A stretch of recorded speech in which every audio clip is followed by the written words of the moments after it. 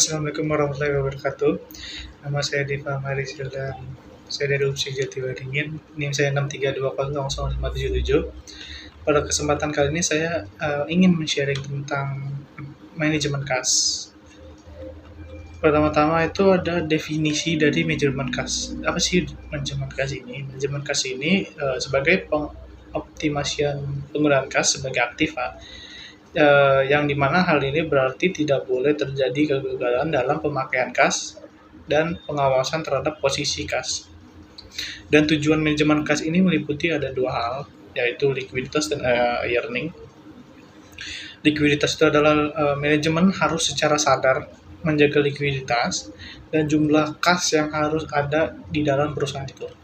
Dan earning ini adalah tiap pengeluaran perusahaan harus diarahkan untuk mendapatkan kemungkinan hasil yang lebih besar dibandingkan dengan kas yang dikeluarkan. Dan selain itu juga manajemen harus menjamin pembayaran dilakukan secara ekonomis. Dan juga kas ini merupakan salah satu bagian dari aktiva yang paling liquid atau yang paling diincar, paling lancar maksud saya, yang bisa dipergunakan segera untuk memenuhi kewajiban finansial perusahaan.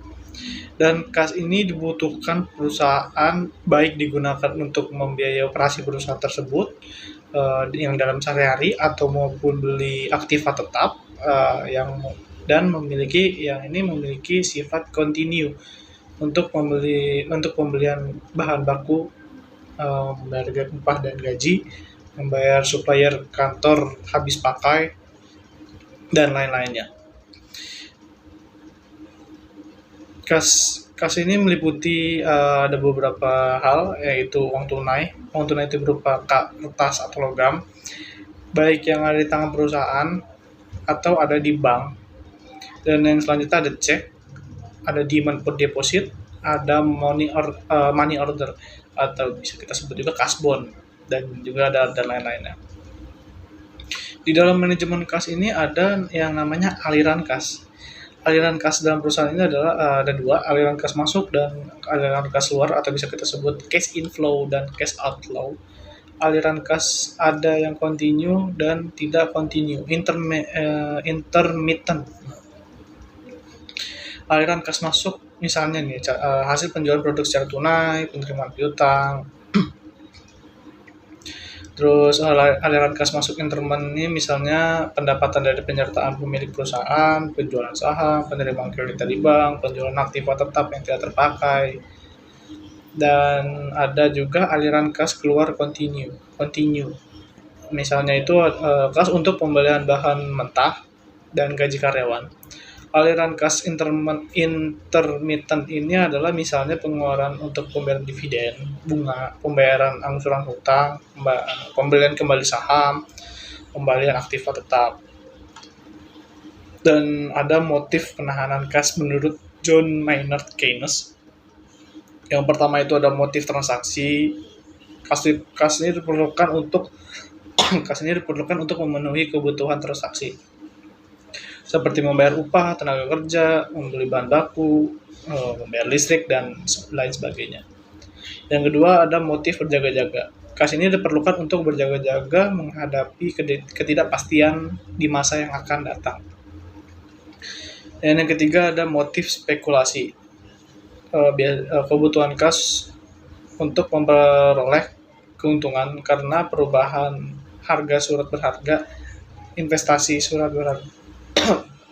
Ada perubahan harga surat berharga ke investasi surat berharga.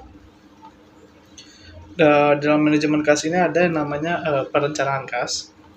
Aspek utama perencanaan kas itu adalah penyusunan anggaran kas, yang dimana manajer harus menyiapkan daftar kegiatan untuk menimbulkan kas pembelanjaan dan kegiatan menggunakan kas yang dalam kurung itu adalah pengoperasian dan penginvestasian, atau membuat proyeksi cash inflow, cash outflow, dan balance. Agar tujuan itu tercapai, ada dua hal yang harus dilakukan. Yang pertama itu menentukan sumber penerimaan kas, misalnya itu kas dari operasi rutin, kas dari pelunasan utang jangka panjang, investasi dari pemilik, penjualan aktiva tetap, dan mengeluarkan obligasi. Yang kedua adalah menentukan rencana penggunaan kas. Ya, contohnya itu pembayaran dividen, pembayaran utang jangka panjang, dan pembelian aktiva tetap, dan membayar gaji karyawan. Dari mana aja sih sumber-sumber kas itu? Sumber dari kas itu ada pertama ada hasil penjualan tunai dan penerimaan piutang, kedua penjualan aktiva tetap, yang ketiga penjualan atau emisi saham atau adanya penambahan modal oleh pemilik, yang ketiga pengeluaran tanda bukti hutang atau kita bisa sebut juga dengan wesel, ada hutang obligasi, hutang bank dan lain-lain. Terus selanjutnya ada penerimaan di luar usaha perusahaan, dan yang terakhir adanya penerimaan kas dari sewa, bunga, atau dividen, hadiah, atau retribusi pajak dari periode sebelumnya. Faktor-faktor yang mempengaruhi besar kecilnya persediaan kas adalah yang pertama itu ada perimbangan antara cash flow dan cash inflow dan cash outflow. Dan yang kedua ada penyimpangan terhadap aliran kas yang diperkirakan. Dan yang ketiga adanya hubungan finansial yang baik dengan bank-bank, dan yang terakhir adalah penganggaran kas.